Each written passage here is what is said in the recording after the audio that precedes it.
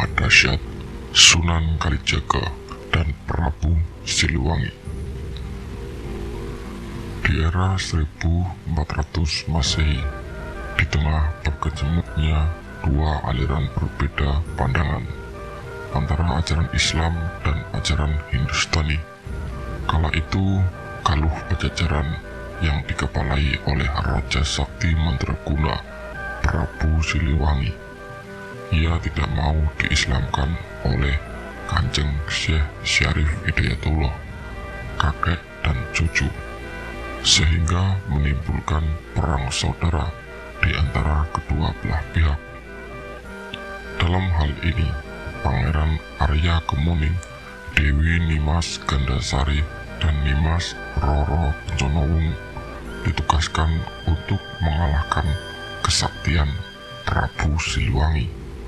Namun, sang Prabu bukan hanya sakti, beliau juga seorang ilmuwan dalam hal strategi perang, sehingga kala itu pasukan Cirebon dengan mudahnya dikalahkan.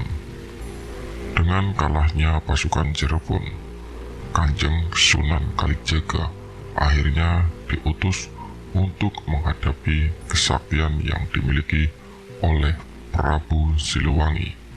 Namun, lagi-lagi utusan Cirebon tidak bisa mengalahkannya. Dengan memohon petunjuk kepada Allah Subhanahu wa Ta'ala, Kanjeng Sunan Gunung Jati mengutus kembali Sunan Kalijaga untuk meminjam satu pusaka pilih tanding kepada Ratu Kidul, Dewi Nawang Wulan, berupa tombak Karera Reksa.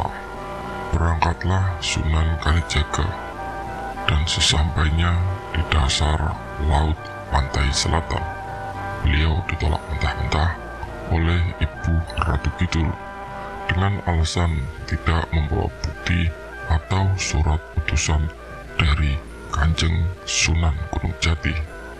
Disinilah kejelian Ratu Kidul, padahal beliau sudah sejak lama menaruh hati kepada Kanjeng Sunan Kalijaga. Wahai Kisanak, pulanglah kecuali kau mempertemukan aku dengan Raja Panatagama, sebutan buat Raja Cirebon. Karena merasa tidak mendapatkan hasil, maka Kanjeng Sunan Kalijaga terpaksa membawa Ratu Kidul untuk menghadap Kanjeng Sunan Gunung Jati. Sesampainya tiba di kota Cirebon, Kanjeng Sunan Gunung Jati menyambutnya dengan tersenyum simbol. Melihat Kanjeng Sunan Gunung Jati tersenyum, Ibu Ratu Kidul langsung wajahnya memerah. Beliau sangat malu dan takut karena sang Sunan bisa membaca pikirannya.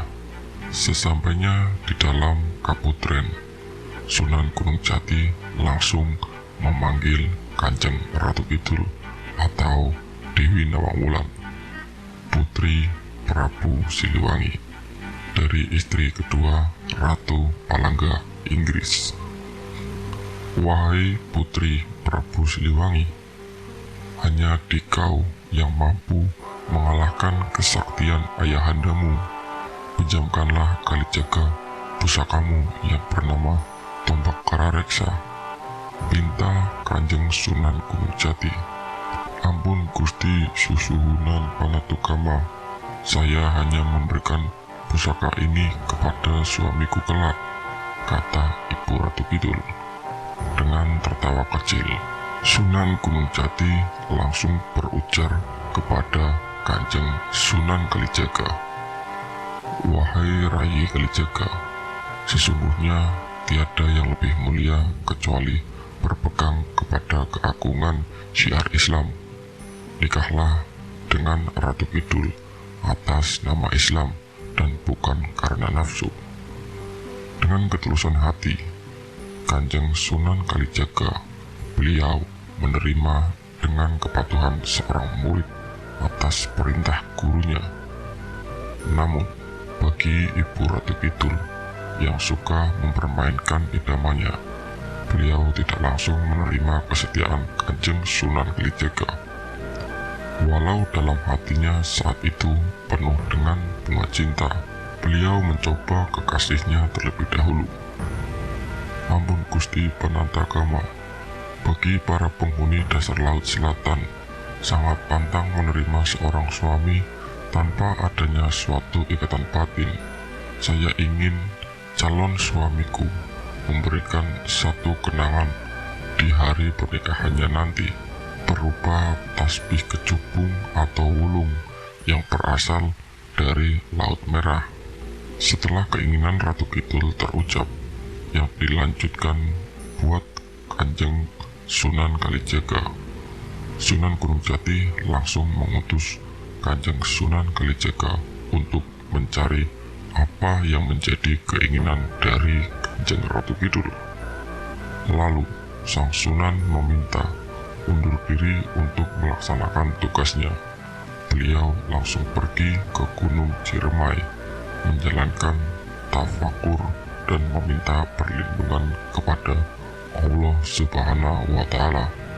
Di malam keempat, Kanjeng Sunan Kalijaga kedapatan isyarat yang mengatakan akan datang seseorang yang membimbingmu untuk menemukan di mana tasbih wulung atau kecubung itu berada.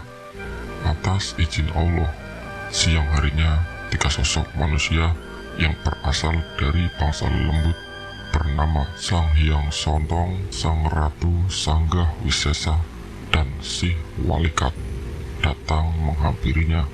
Ketiganya langsung mengutarakan niat baik mereka untuk membantu Sang Sunan dalam pencarian tasbih wulung atau kecubung. Maka diajaknya Sang Sunan dengan ilmu Aji Satra Gelap Gulita atau ilmu menghilang bangsa lelembut. Sesampainya di pinggir Laut Merah, keempat orang yang barusan tadi datang langsung disambut oleh Pangeran Siluman Ghaib, pendamping Ratu Bilqis dari bangsa Sulaiman. Dengan kemurahan hati sang pangeran, semua diajaknya masuk ke dalam keraton Bagaskara atau bawah laut bagian utara, dan atas izin sang Ratu Agung Bilqis dari alam Asrak yang di dalamnya terdapat tasbih wulung atau kecubung berbahan batu kecubung giok. Manfaatnya sebagai sarana pembuka aura paling cepat, ketenangan, karisma, wibawa, penakluk, dan mahabbah paling top tier yang banyak disukai halayak umum maupun pribadi. Dengan keberhasilannya inilah ia akhirnya pamit pulang dan langsung menemui gurunya Kanjeng Syarif Hidayatullah atau Sunan Gunung Jati. Dengan rasa sukacita, Kanjeng Sunan Gunung Jati langsung memerintahkan Rayi Kalijaga untuk secepatnya menemui Ratu Kidul Nawangwulan, sehingga dengan pertaliannya mereka berdua akan lebih mudah untuk menaklukkan Raja Munding Wangi bergelar Prabu Siliwangi Galuh dengan diiringi 4 orang dari Kaputren. Rombongan Kanjeng Sunan Kalijaga mulai berangkat menuju Laut Selatan. Ternyata perjalanan mereka sudah lebih dahulu diketahui oleh Kanjeng Ratu Kidul yang dengan riangnya mempersiapkan segala hiasan dan pernak-pernik untuk menyambut kedatangan kekasihnya. Setelah kedua kekasih resmi menjadi sepasang suami istri, maka diserahkannya pusaka Karareksa yang selama ini menjadi bagian dari pusaka wahid keraton bangsa dasar laut. Dan setelah suaminya usai, Sang Sunan langsung izin pamit untuk menunaikan tugas mulia, yaitu mengalahkan Prabu Siliwangi. Pusaka Karareksa langsung diserahkan kepada gurunya Kanjeng Sunan Gunung Jati. Lalu pusaka itu oleh sang guru ditambahi satu tombak di atasnya, ditancapkan satu tombak, sehingga pusaka Kararereksa yang tadinya mempunyai 7 cabang dan 1 jalur runcing di samping menjadi 9 cabang, dan oleh Sunan Gunung Jati, tombak Kararereksa diberi nama baru dengan sebutan pusaka Agung Buwana, tombak Nirwana Cakra Langit. Dengan pusaka Cakra Langit, akhirnya Prabu Siliwangi bisa dikalahkan melalui perang tanding selama 7 malam berturut-turut, dan tombak Cakra Langit sendiri akhirnya dimuseumkan kembali di Keraton Dasar Laut Pantai Selatan.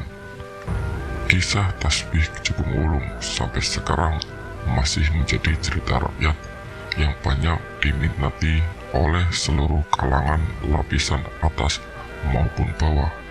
Namun sayang, bahan kecubung wulung hanya ada di daerah Flores, Nusa Tenggara Barat. Dan seiring anak Jam'ij menemukan bahan fainsnya Allah, di kemudian hari tasbih ini akan muncul sebagai suatu wasilah paling digemari oleh seluruh muda-mudi dan orang tua.